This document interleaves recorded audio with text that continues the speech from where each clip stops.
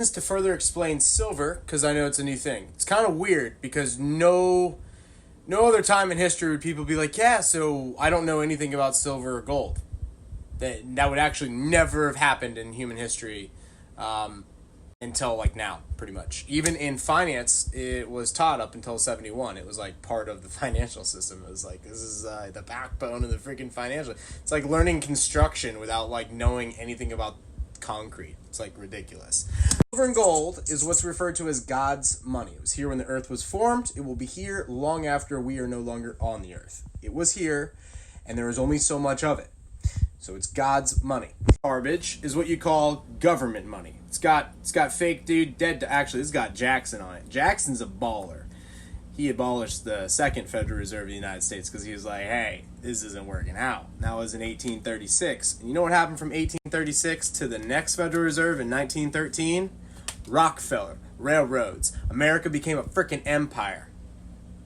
And it became just big enough, strong enough to get a Federal Reserve. Because at the end of the day, the elites got to bring it all home. He was a badass. Somebody insulted his wife. He dueled him and shot him with a pistol. There it is. There it is. For all debts, public and private, but make no mistake about it, this is debt. This isn't anything. This is a promissory note that used to be backed by something hard. It was actually originally backed by silver. And in 1900, there was a book called The Wizard of Oz, and the little girl had silver slippers.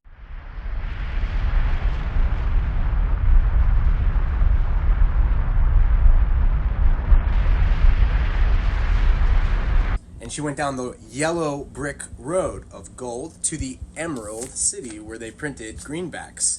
And she went and she found the Wizard of Oz, little man behind the curtain pulling all the strings. And she found out that he was just a wee little man behind the curtain.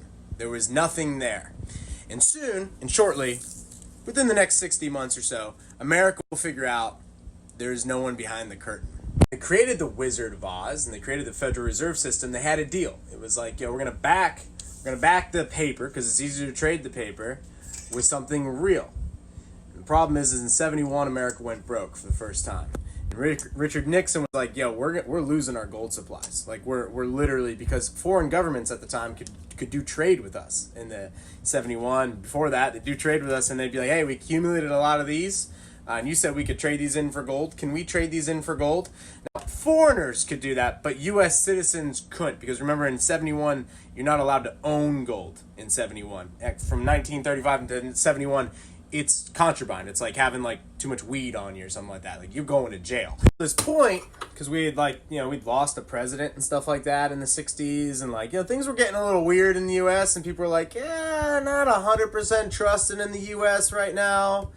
And they just started to just take out their gold deposits. They're like, we traded with you guys, call it Honda, Toyota, whoever it was at the time that was doing business. And they were like, hey, we would like to just trade these to gold and then go back into our own currency, whatever that currency may be, British pounds or Deutsche Marks, whatever it is. And then, we'll just repurchase our own currency in gold. And it gave the world kind of a standard, and it kept currencies from fluctuating too much. It kind of just gave it a gold standard.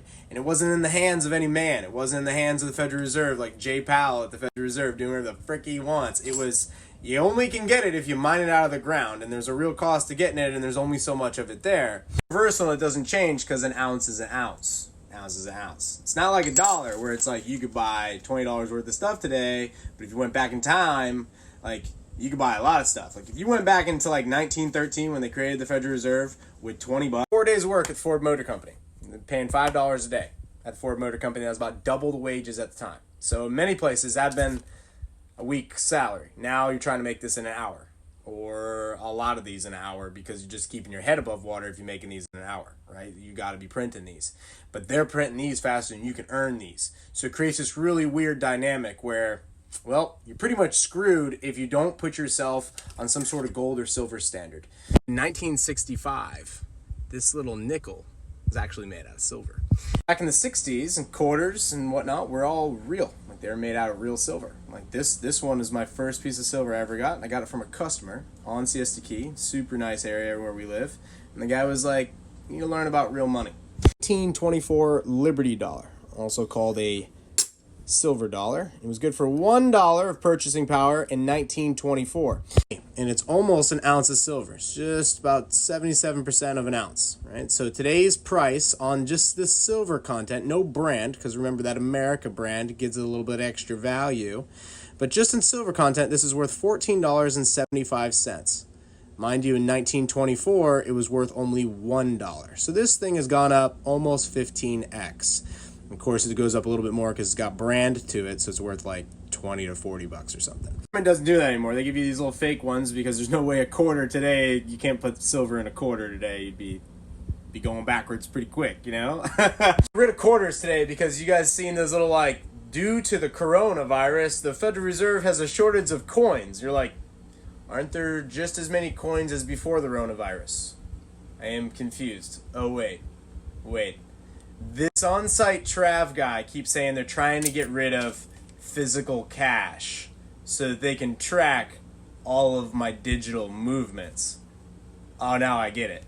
Don't know how the Federal Reserve has a quarter shortage. Basically, it's all coinage, not just the quarters. Like the pennies are included too, and those used to be real as well. You may have heard of a wheat penny. It was actually made out of copper. It had real value. And the U.S. government's like, well, we can't keep spending real money and adding on debt, but we could spend fake money and then add as much debt as we want because, like, yeah, we'll pay you back. We'll print it. It's fake. And the end game is print out the dollar like every other currency. Printing the dollar, they just inflate it. So they just decrease the actual debt burden. It's freaking brilliant, right? It's just like, just issue new debt, print more dollars, inflate it, and then you keep on spending. So you never have to have a balanced budget. If you force these government thugs to use real money, they'd have to balance their budgets. They'd have to be accountable. And that ain't gonna happen. Government money. And as long as you trust your government, then this works. I can exchange this with you, and you can buy this, and I can buy that, and we're like, oh, this is good, and we can pay our taxes in this, and then they can spend this and buy bombs and missiles and whatever government people do, and it works out. But the second you lose your faith in this isn't worth the paper it's printed on, quite literally, because the paper would have been more useful rather than making it all green ink and shit. Whether you trust the U.S. government or not, this is still an ounce of silver. I mean, yeah, it's got the U.S. government on it because it's from the U.S. Mint, but it's still an ounce of silver. I can melt this bad baby and put it in a mold and make little owl ones, little cute little owl ones. Doesn't really matter. It's the same. So whether the brand is still around or not, it's still there because it's God's money. It was here before, it will be here after. It's worth the same today. 20 bucks for this coin or 20 bucks in paper. The difference is this paper ain't going to be here long term. This coin's going to be here long term, and it might be worth more relative to that paper only because they're printing so much of that paper. This isn't increasing in weight. It's not increasing in value. It's just increasing in value relative to some fake bullshit government thug money. Silver over gold. Cost to acquire. Simple. It's poor man's gold, right? If you can't do one, if you can't buy a full ounce of gold or a tenth of an ounce of gold, right? That'd be 180 bucks today. Well, you can buy 20 bucks. If you got 20 bucks, you can start there. And if you accumulate enough of them, you just trade them in. And the reason I'm really interested in silver right now is at the paper markets, because there's paper markets everywhere. There are people out there that are like, yo, we have silver, but we're issuing ETFs, and people buy ETFs, and then we leverage the ETFs. It gets real weird. They use debt on the ETFs, and we trade it on the futures exchange. People are trading the future price of commodities. It gets bizarre. And then they have derivatives, and that's like a contract in case the future prices change within a timeline, and the derivative market is so ungodly huge. The derivatives market is estimated today to be over $600 trillion. So one morning, people will wake up to a world where baby boomers are retiring. That would be now. And they start to retire. They're going to start withdrawing on their pension funds, because that was like a big thing when you were a baby boomer. Like if you were in your 20s, you were looking for a company with a pension. And then they're going to learn that there's no money in those pension funds. And they didn't save any money because they had faith and they had trust. And the younger generations are going to be like, we ain't going to have any trust in those institutions. Those institutions, they screwed over grandma. They screwed over grandpa. Dallas Police Department, not doing too good, boys, are you? Way before y'all got defunded, your pension funds were already robbed. So what we're going to do is bail out the pension funds. Like, If you thought 3 trillion was small, the pension fund obligation somewhere in the neighborhood of $100 trillion. The current national debt just under $30 trillion. You're talking about 5x in the national debt just in the next 5 years for the pension funds. I mean, we could just say, is the way it goes and you lost. But that we don't live in a capitalism country. We live in a socialism country. If Delta gets a bailout, then Southwest gets a bailout. And if Ford gets a bailout, then GM gets a bailout. Even though they're all losers and they all should go away. So we're going to have to bail them out. Or we're going to have to come up with universal basic income and just say, hey, the pension fund screwed up, the hedge fund screwed up, those guys are bad, Wall Street's evil, but us, the U.S. government, we're going to send you a check. Same thing with your unemployment. We're going to start sending you money. We're going to print it and start sending it your way. For Grandma, because Grandma's spending power, the best spending power she had left, is gone. Because if you thought inflation was high between the time we created the Federal Reserve and now, which is 98%, well, we're going to be doing that pretty much a quarter pretty soon. Like, it's very possible we'll hyperinflate. We might not hyperinflate. We might get 10% a year inflation, which would be beautiful for the U.S. government because the U.S. government could pay off the national debt in 15 years if we could get a 10% a year inflation rate. These problems were existent before they decided to close down the U.S. economy. I think closing down the U.S. economy is a brilliant move because it's like, hey, it wasn't us. It was the virus. It was China. It wasn't us. It's like, dude, how many people are dying in car accidents every day? Like, a lot more than the coronavirus. Open shit back up. They won't because we're in a political season, right? And the political season is like you got Governor Cuomo up there, up in New York. If you're in New York, get out of New York. Like, the writing's on the wall. If you're in California paying 13.5% state income tax and your governor shut down the state, you got two options. Leave the state, kill the governor. One of the two, pick it, go. It sounds crazy now, but anyone that's in the graves, you go to Arlington, you ask one of them dead guys in there and be like, hey man, so governor shut down the state of Virginia. What do you think we should do? And the guy'd be like, is he alive? Is he in the grave? Where's he at? No generation of Americans would have ever allowed the country to be shut down. But, fourth turning is the weakest generation. The generation that's being born now is going to become the strongest generation since the Great Generation, which was World War II. So this is how these things work.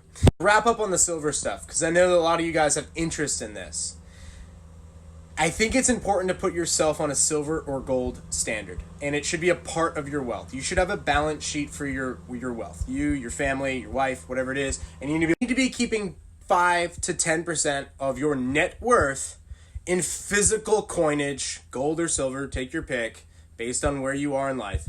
And you need to have this somewhere where you can get to it. Safes, somewhere you can get to it. It needs to be outside of the banking system. A couple of people asked yesterday, well, how do you convert silver back into cash? As of today, you could walk into a bank and you can actually deposit this. A lot of banks will be like, oh yeah, that's good with us. You can transfer that right now. We'll turn it into digital dollars right now. So that's option 1. Option 2, go to a pawn shop, jewelry shop, coin shop. There's a lot of them in each town. And you can just walk in and they'll just hand you cash. And that's the best. No receipt, no taxes, no nothing. It's just, that's what it is. You can go in there and just be like, yep. And you're going to see spot price plus a premium based on the coin. I got some coins for you. These guys here are all 1 ounce of silver. So they all trade at the same spot price, which is like $19.05 as of today.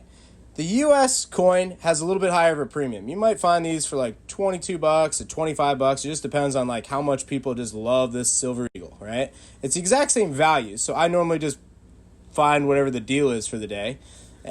Queen Elizabeth on the Canadian one, right? Same thing, might get like a little bit less of a premium, might get the same premium because these are sovereign mints. South African Kruger, same deal. And then you've got your independent mints. It's basically just the same deal, but it doesn't have the brand backing up. It doesn't have the guns and all the government backing it up. It's all worth the same, but these trade at a lower premium. And the answer is you just buy what you can afford when you can find it. The sovereign mint, I pretty much just go U.S. because this is like my real estate fund. Like I'm like literally planning on just going to a bank and being like, yeah, I'm going to buy a piece of real estate. Give me some of that fake money at negative interest rates so I can put multi-generational housing in it and have them pay it off with their universal passive income. Whatever. Like, I'm out. Like, you guys have destroyed the economic system at this point in time. But I'm, whatever. I'm outside of the system because God is my counterparty in this situation. Same thing with Bitcoin. It's the people's money. So it's outside of the system. I don't trust these thugs. And what's coming down the pipe is not good with what they're doing right now. No one should be able to spend $3 trillion because they shut down the economy. No one. That should not be possible.